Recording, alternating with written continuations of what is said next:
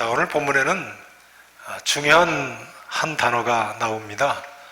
주 안에서라는 표현입니다. 1절 말씀을 한번 보시죠. 빌립보서 4장 1절 보시면요, 그러므로 나의 사랑하고 사모하는 형제들, 나의 기쁨이요 면류가 아닌 사랑하는 자들아, 이와 같이 어디에 서라고요? 주 안에 서라. 그 다음 2절 말씀을 보세요. 제가 또 봉독드립니다. 내가 유오디아를 권하고 순두개를 권하노니 어디에서 같은 마음을 품으라고요? 주 안에서 같은 마음을 품으라. 그 다음 4절 말씀 보시면요, 처음 시작을 어떻게 시작하고 있죠? 주 안에서 항상 기뻐하라. 내가 다시 말하노니 기뻐하라. 1절에서는 주 안에라고 되어 있습니다만 헬라어로는 같은 단어입니다. 주 안에서라는 뜻입니다. 바울은 1절에서 주 안에 서라 하고 가르칩니다. 주 안에 서라. 1절 말씀을 같이 한번 읽어보실 거예요. 자, 같이 읽으십니다. 그러므로 나의 사랑하고 사모하는 형제들, 나의 기쁨이요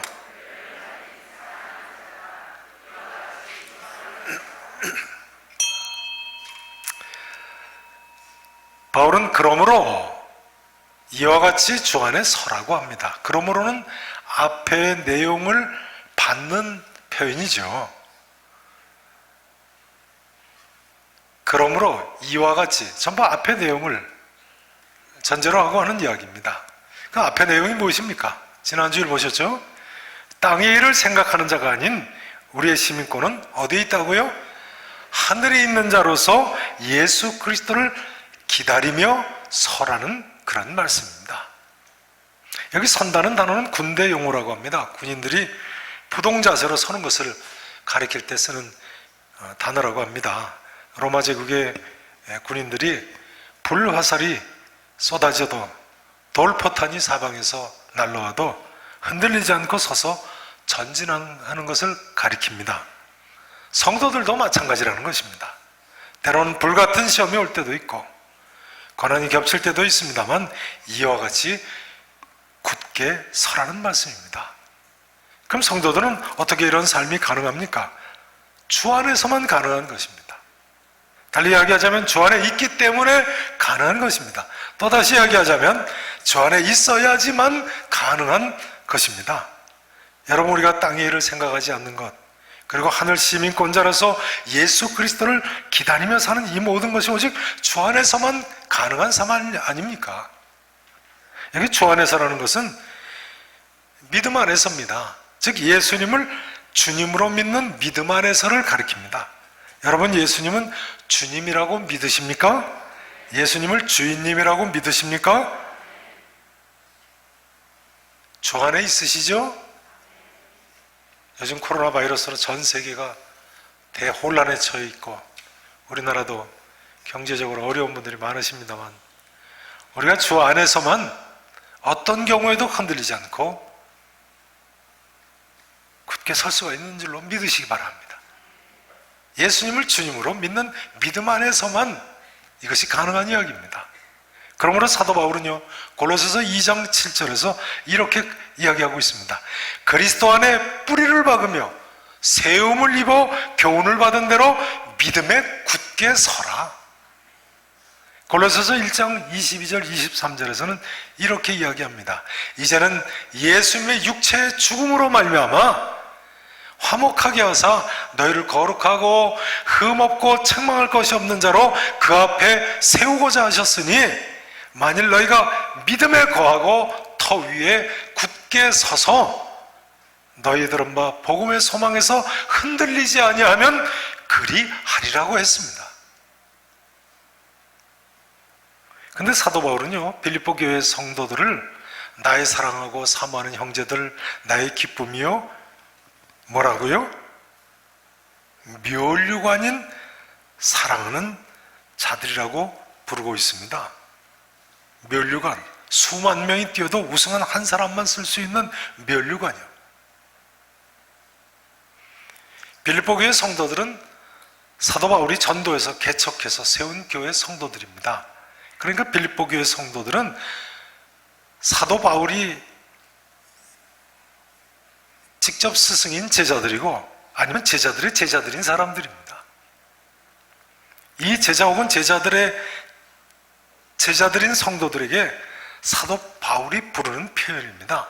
나의 사랑하고 사모하는 형제들, 나의 기쁨이요 면류가 아닌 사랑하는 자들아. 나 이 다음에 천국에 가면 면류가 아닌 상급인 사랑하는 자들아.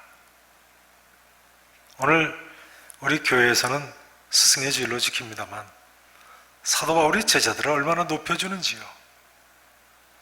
나의 사랑하고 사모하는 형제들, 나의 기쁨이며 면류가 아닌 사랑하는 자들아. 훌륭한 스승은 제자들의 잠재적 가치를 알아보는 사람이라고 하죠. 이런 글을 읽은 적이 있어요. 모든 사람이 나를 돌멩이로 본다고 할지라도, 뭐로 본다고요? 돌멩이로 본다고 할지라도 훌륭한 스승은 그 돌멩이 안에 숨어있는 금가루를 발견하는 사람이라고요. 사도 바울이 지금 바로 이런 모습을 보여주고 있는 것입니다. 나의 사랑하고 사모하는 형제들, 나의 기쁨이요 이 다음 천국에서 나의 면류관이 되는 사랑하는 자들아. 스승은 제자의 이름을 불러준다. 그리해서 꽃으로 피어나게 한다는 말이 있습니다. 스승은 제자의 이름을 불러준다. 그래서 어떻게 한다고요? 꽃으로 피어나게 한다고요. 시인 김춘수는 유명한 꽃이라는 시에서 누가 나의 이름을 불러다오 그에게로 가서 나도 그의 꽃이 되고 싶다고 노래했는데요. 예수님께서도 바로 우리를 이처럼 일일이 이름을 불러서 꽃으로 피어나게 하시는 분이심이 분명합니다. 삭개오, 인물은 볼품이 없었고 뿐만 아니라 매국노 아닙니까?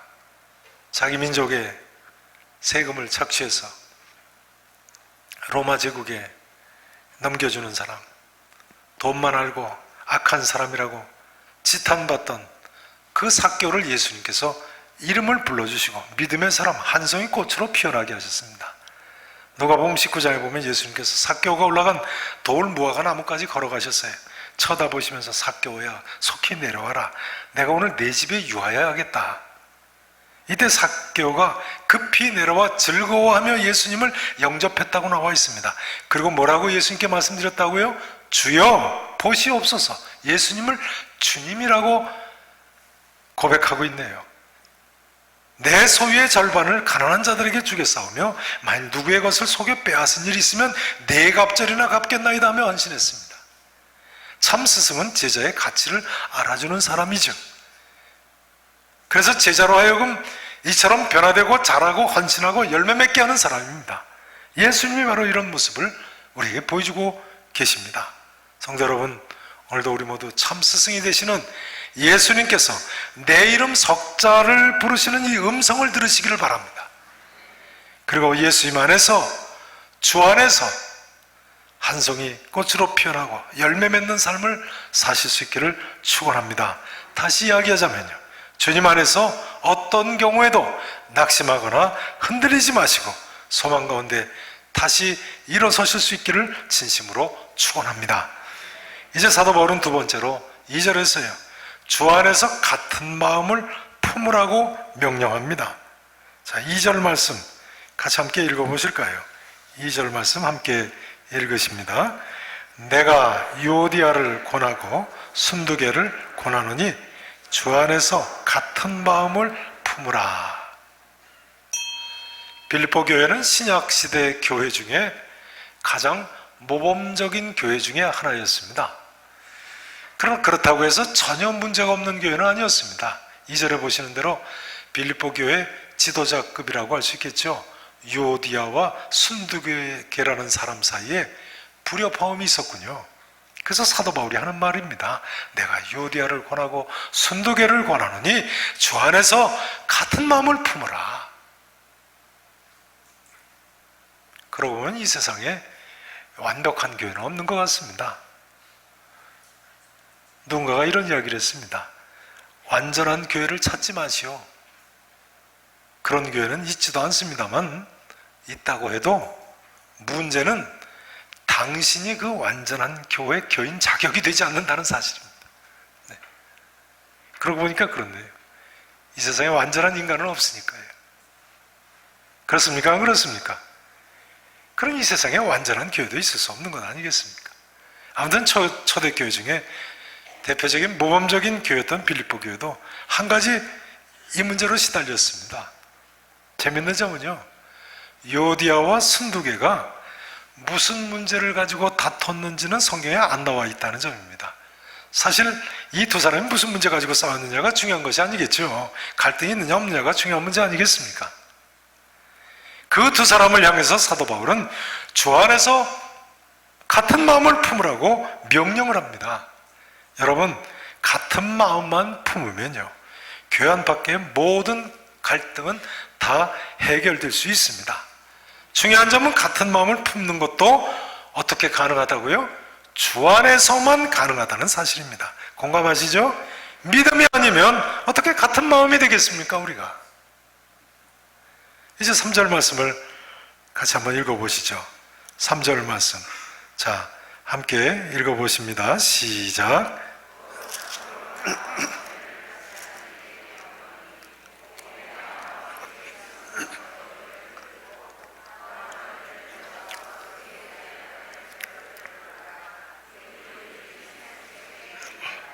다시 한번 보세요. 또 참으로 나 바울과 멍에를 같이 한 내게 구하노니, 여기 너가 누군지는 정확히 알 수 없습니다만 그 다음 보세요.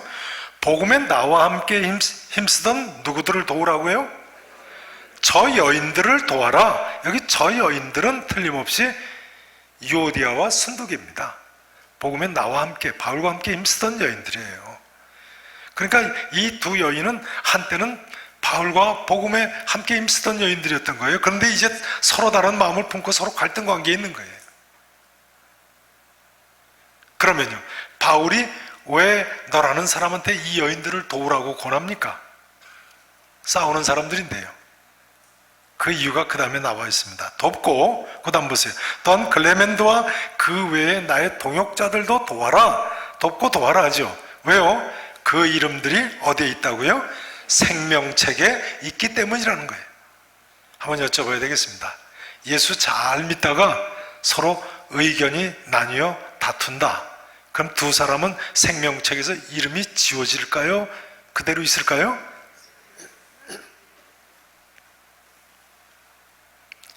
확실하게 대답해 보세요. 네. 잘 믿을 때는 생명책에 이름이 있었는데 서로 싸웠어요. 두 사람 이름 지울까요? 놔둘까요? 신천지나 하나님교회 같은 이단 사입이라서 아예 예수님 구세주로 믿지 않는 사람들이라면 몰라도요, 예수님을 구세주로 믿는 사람이라면 조심스러운 말씀입니다만 두 사람 다 생명책에 아직 있습니다. 비록 싸운다고 해도 구원 여부 의심할 여지는 없는 겁니다. 그러니까요, 이 땅에서 다투고 등 돌려도 어디서 다시 만나야 된다는 이야기예요? 천국에서 다시 만나야 된다는 말이에요. 그러니 주 안에서 같은 마음을 품고 하나 되어 서로 도우면서 살아야 된다는 말씀입니다. 그럼 이 모든 것 주 안에서만 가능한 것이죠. 요즘 우리나라는 별로 그렇지 않습니다만 코로나 바이러스로 가족들이 밖에 못 나가고 집 안에서만 지내다 보니까 외국에서는 부부싸움들을 그렇게 많이 한다는 거예요. 하나님께서 가족은 소중한 것이다. 당분간 다른 사람들은 만나지 말고 가족끼리만 화목하게 모여 살아라 하셨더니 말이죠. 이번엔 또 집안에 있으면서 부부싸움을 그렇게 많이들 한다네. 보면 모릅니까? 코로나 때문에 밖에 나가지 못하고 집안에만 가족들이 모여 살아야 된다. 하나님 뜻이 어디 있는 거예요? 가족은 소중하니까 가정 안에서 서로 싸우지 말고 잘 살라는 게 하나님 뜻이죠. 그런데 여러분, 가정 안에서, 교회 안에서의 모든 싸움도 다 주님 안에서만 잠잠해지고 평화가 가능한 것입니다. 요즘 코로나 바이러스로 인해서 안타까운 것도 많습니다만 온 세상에 전쟁이 다 그쳤다는데요. 뭐가 다 그쳤다고요? 그럴 것 같아요. 코로나 바이러스 감염될까 봐 어떻게 군대를 동원하고 쳐들어가겠습니까? 우리 하나님께서는요, 온 세상에 전쟁도 잠잠하게 하실 수 있는 분이신 줄로 믿으시기 바랍니다. 바라기는 오늘도 주님 안에서 믿음으로 예수님을 모시고 우리의 모든 가정과 교회 식구들이 다 같이 같은 마음을 품으실 수 있기를 진심으로 축원하겠습니다. 이제 사도 바울은 세 번째로요, 4절에 보시면 주 안에서 항상 기뻐하라, 내가 다시 말하노니 기뻐하라고 합니다. 한번 4절 말씀 같이 읽으십니다. 자, 4절 말씀 함께 읽으십니다. 주 안에서 항상 기뻐하라. 아멘. 빌립보서에서 기쁨이라는 단어가 16번이나 나온다고 말씀드렸습니다만, 여러분, 기뻐하는 것도요, 주 안에서만 가능한 이야기입니다. 물론 예수 안 믿는 사람들도 기뻐하지요. 그러나 주 안에서, 즉 믿음이 없으면 항상 기뻐한다는 것은 불가능한 이야기죠. 어떻게 항상 기뻐합니까? 중요한 점은 이것이겠습니다. 그럼 어떻게 여러분 이렇게 이처럼 항상 기뻐하며 사십니까? 어떠십니까? 혹시 산 사람이 어떻게 이렇게 항상 기뻐하느냐고 반문하실 분이 계신가요? 그러나 오늘 본문을 자세히 보셔야 됩니다. 이처럼 항상 기뻐하는 것은 어떤 때만 가능하다고요? 주 안에서요, 주 안에서. 주님 안에서가 아니면요, 이처럼 항상 기뻐할 수 없는 것입니다. 항상 기뻐하기만 해도 이상한 거고요. 영국 존 스토트 목사님 책에 보면요, 길 가다가 5달러짜리 지폐를 발견한 한 젊은이에 대해서 스토트 목사님이 읽은 글을 인용한 내용이 있습니다. 길 가다가 5달러짜리 지폐, 그러니까 우리 돈으로 한 6,000원쯤 되는 종이돈을 주운 젊은이, 한번 여쭤보겠습니다. 그 청년은 그 후부터 어디만 보고 다니겠습니까? 땅바닥만 열심히 보고 다니지 않겠습니까? 존 스토트는 이렇게 기록하고 있습니다. 그 이후로 그 청년은 걸어갈 때는 결코 눈을 들지 않았다. 그 다음 기록이 중요합니다. 그 결과 그 청년은 평생 단추 29,516개를 주었다. 그리고 핀 54,712개를 주었다는 거예요. 돈은 얼마나 주었을까요? 돈은 얼마나 주었을까요? 12센트 주었다는 거예요. 12센트니까 1,000원도 못 줬어요. 근데 그 다음 기록이 중요합니다. 그 청년은 12센트와 동시에 구분 등과 수전노 같은 성품을 얻었다. 평생 그렇게 다니니까 늙어서 그렇게 됐다는 거예요. 그럴 것 같아요. 존 스토트는 이렇게 쓰고 있습니다. 그 청년은 찬란한 태양빛, 반짝이는 별들, 친구들의 얼굴에 떠오르는 미소, 봄철의 만발한 꽃들을 볼 수 없었다. 너무 극단적인 예라고 생각하십니까? 그런 거 같지 않습니다. 솔로몬 왕이 전도서 1장 3절에서 뭐라고 가르쳤습니까? 해 아래서 수고하는 모든 수고가 사람에게 무엇이 유익한가? 전도서 1장 14절에서는 이렇게 이야기하고 있습니다. 내가 해 아래서 행하는 모든 일을 보았노라. 보라, 모두 다 헛되어 바람을 잡으려는 것이로다. 그리스도 없는 삶이, 하나님을 믿지 않는 삶이 얼마나 헛된 것인가를 보여주는 말씀입니다. 그러니까요, 여러분, 예수 그리스도가 없는 곳에는 참된 기쁨이란 존재할 수가 없는 것입니다. 그러므로 전도서 7장 6절에서 솔로몬 왕은 이렇게도 이야기합니다. 우매한 자들의 웃음소리는, 이게 우매한 자라는 것은 어리석은 사람을 가리킵니다만 사실은 하나님을 없다고 부인하는 사람들을 가리킵니다. 믿지 않는 사람들을 가리켜요. 우매한 자들의 웃음소리는 솥 밑에서 가시나무가 타는 소리 같으니 이것도 헛되니라 했어요. 솥 밑에서 가시나무 타는 소리. 가시나무 불 때서 물 끓여 보셨습니까? 어떻습니까? 소리만 요란하지 손 찌르고 불떼기만 힘들고 별로 유익도 없고 거의 헛소구죠. 같은 차원에서 존 스토트 목사님이 이렇게 이야기했습니다. 들어보세요. 그리스도 없는 기독교는 그림 없는 액자와 같다. 보석 없는 상자와 같다. 호흡 없는 육체와 같다고 했습니다. 그렇습니다. 구원자이신 예수 그리스도 안에 있을 때 모든 것은 가치가 있고 존재할 이유가 있는 것입니다. 여러분, 우리의 기쁨의 원천은 오직 예수 그리스도 한 분뿐이신 줄로 믿으시기 바랍니다. 그러므로 우리가 주 안에서는 항상 기뻐할 수 있고 주 안에서 우리는 항상 기뻐해야만 하는 것입니다. 오늘 이 빌립보서는요, 사도 바울이 감옥 안에서 빌립보 교회 교인들에게 쓴 옥중 서신이죠. 바울은 감옥 안에서 자신이 먼저 항상 기뻐하면서 이 편지를 지금 쓰고 있는 거예요. 사도행전 16장에 보면 이 빌립보성에 애당초 바울은 점치는 귀신 들린 여종 하나를 고쳤다가 억울하게 빌립보 감옥에 갇혔죠. 그러나 감옥에서 바울과 실라가 기도하고 하나님을 찬송하며 죄수들이 듣더라, 이렇게 나와 있지 않습니까? 빌립보성에 바로 그 간수를 비롯한 초기의 교인들이 아직도 바울이 옥중에서 기뻐하며 찬송한 사실을 기억하고 있을 것입니다. 바울은 이런 빌립보 교인들에게 다시 한번 모범을 보이면서 옥중에서 기쁨을 강조하고 있는 거예요. 내가 항상 주 안에서 항상 기뻐하라. 내가 다시 말하노니 기뻐하라. 코로나 바이러스 때문에 온 인류가 고통 가운데 있고 모든 사람이 살얼음판을 걷는 것처럼 살고 있습니다만, 여러분, 우리가 어떤 경우에 처해 있다고 할지라도 바울처럼 주 안에서 믿음으로 항상 기뻐하며 찬송하며 사실 수 있기를 바랍니다. 그러면 되는 거예요. 이 시간 주 안에서 이 놀라운 기쁨을 다시 회복하시고 일어서시는 복된 자리가 되실 수 있기를 진심으로 축원합니다. 자, 이제 마지막으로 저를 따라서 하시고 마치겠습니다. 따라서 하십니다. 주 안에 서라. 주 안에서 같은 마음을 품으라. 주 안에서 항상 기뻐하라. 한 번 더 따라서 하십니다. 주 안에 서자. 주 안에서 같은 마음을 품자. 주 안에서 항상 기뻐하자.